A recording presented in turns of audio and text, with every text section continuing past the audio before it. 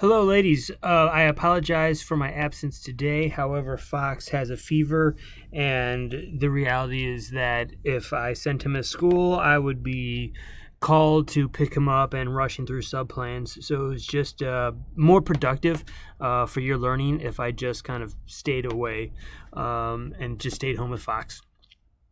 So here is what you're up to today. First announcement, very important. You still have reading logs due. If your reading log is not in by now, it should be in by 3 p.m. The other English teachers will be picking those up at 3 p.m. So you need to make sure you get your reading logs completed. All right, so let's kind of look at what you're going to do today. First thing you're going to do is you are going to go to your teams, and you're going to go to your graphic novels tabs, and you will find the Persepolis Chapter 1 through 4 quiz. You will then take the quiz online. Okay? So, right now, Mrs. DiMaggio, if you would be so kind as to please stop this video, and the kids, please go ahead and take the quiz when you're completed. Shut your laptops so Mrs. DiMaggio knows that you are ready to move on.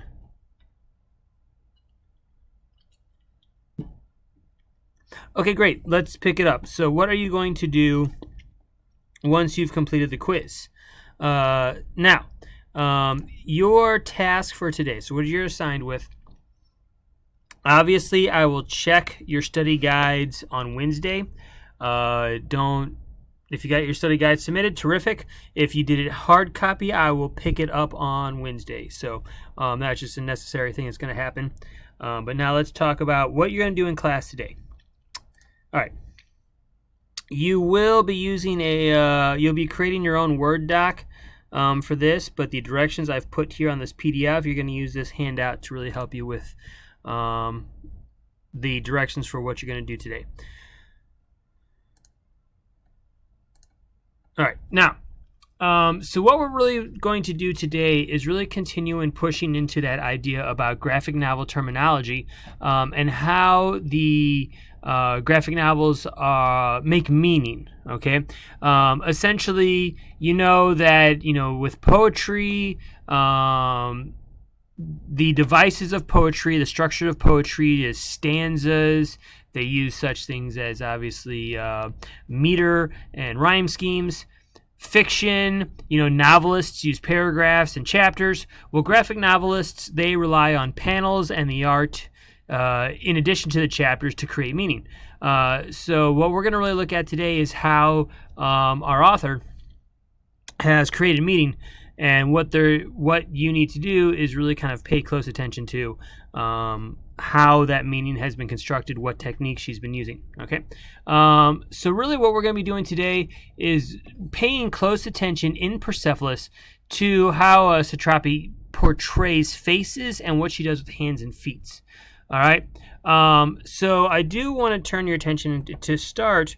If we go to a copy of Persepolis, and you have page 8, where we see in the first panel on the page, we immediately see a depiction of God as being that very iconic version of God as an elderly, bearded wise man. All right. But what's curious, on page 8, we have this, but then we start to see some faces in a little bit different way. We see human faces in a little bit different way on page 11. So what you really notice about these faces, which is intriguing here, that's the first thing I really want you to do, is what do you notice about human faces versus the image of God? Okay, why do you think the author has chosen to represent faces in such a different way? Okay, what's the significance here? So what I'm going to ask you to do is you're going to create a Word document, and you're going to go ahead and answer these questions on that Word document, and then you'll submit the Word document to Teams. I'd like you to, just for the time being, just kind of turn and work with your seat partner because, again, chatter, some discussion will help you generate better ideas. Okay. So if you look at that, you see that idea about God versus man, the divine versus the earthly. What's going on? Okay. So I'm really kind of curious what you think about that with the differences between God's face and humans' faces. Okay. Additionally, if we look at page 9, what are you noticing about the faces here? Okay. What's going on in the faces in this panel here at the bottom panel? All right. What's going on? What do you think these faces here represent? I'm looking for a little bit more than what's literally in the caption. Just FYI, hint, hint. Okay. All right. So, I also want you to keep in mind layout. Okay. This is going to be a really important thing that we want to address as well as besides just hands and faces. What about layout? Okay. You remember that in order to understand the text structure, that's going to help you comprehend this text more deeply. So there's quite a bit that needs to really kind of be understood about how things are laid out on this page to really give you a good understanding of the meaning our author is trying to create here. Okay.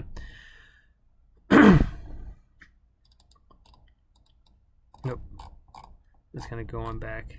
Where am I? 8. Okay. 10. So, like, for example, if we look at page 11 again, if you notice this panel here, this top panel is all background.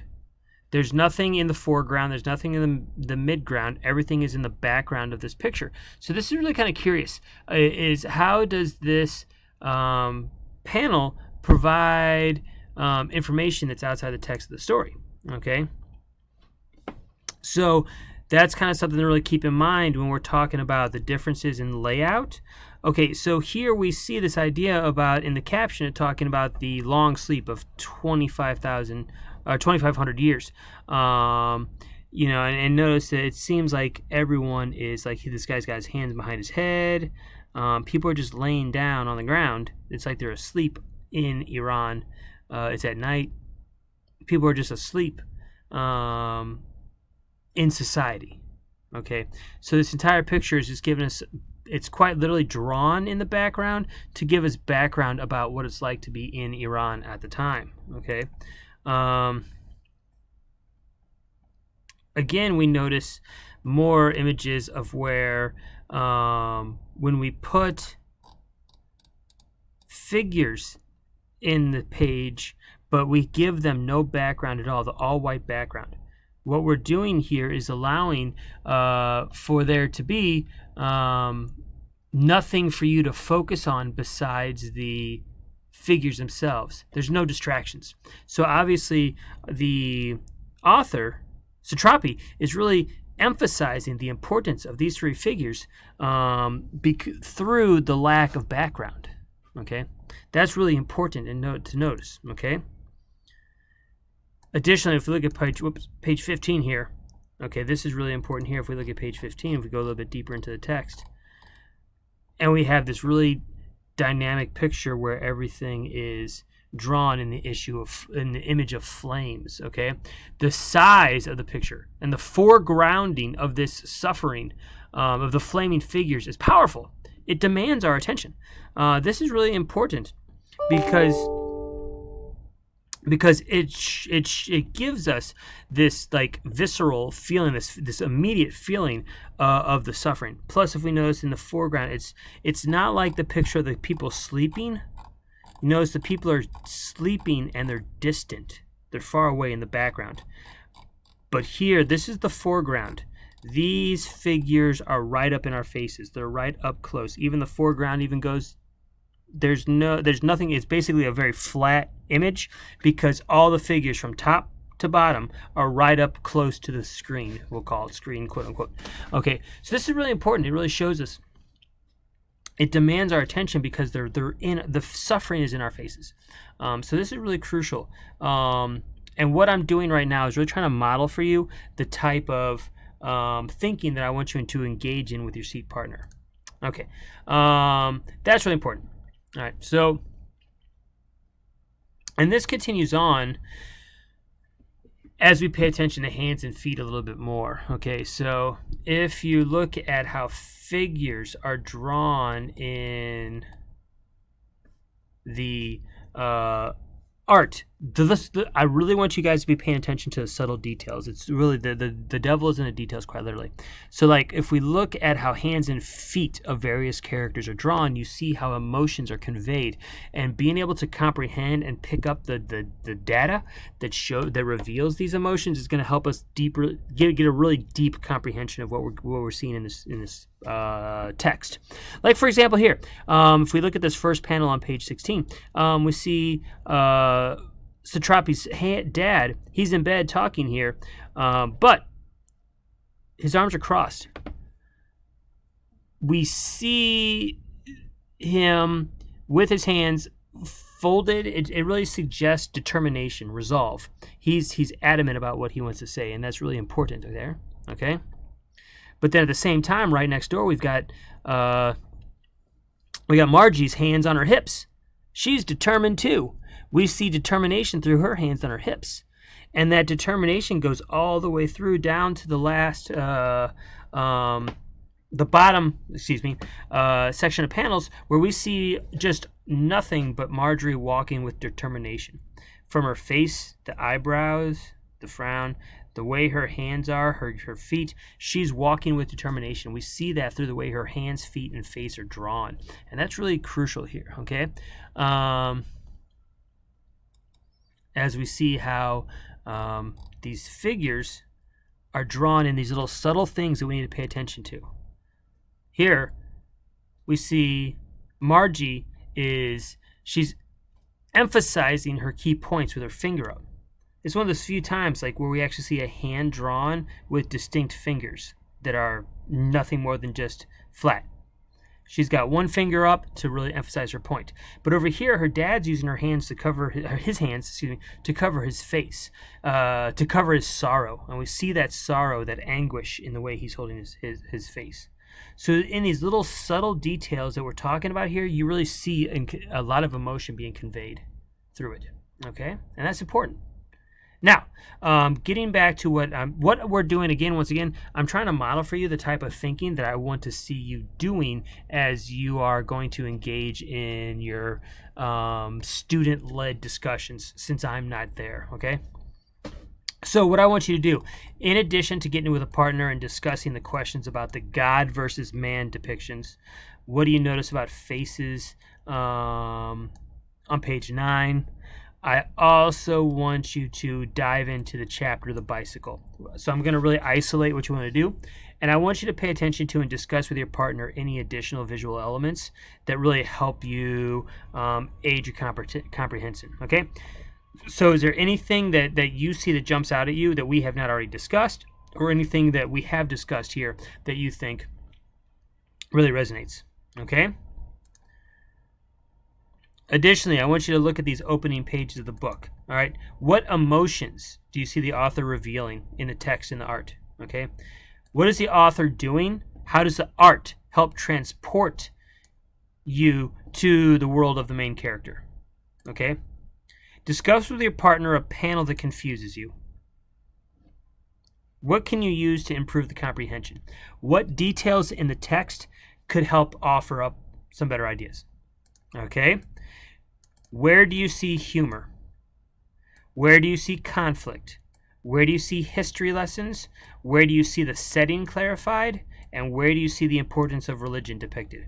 I need you to highlight with your partner all 5 of those things. Find me a panel and explain to me how that is accomplished in the panel. Then for homework, I want you to do the same thing solo. I want you to go to the chapter of the water cell. And I want you to identify as many graphic elements as possible. Okay, on a separate sheet of paper. So this could be notebook, or this can be a digital Microsoft Word document. I want you to list elements that you see, the graphic novel elements, but you must connect them to the character of the narrator, the role of religion, the political realities, or the narrator's family relationship. Do this as appropriate. By that I mean not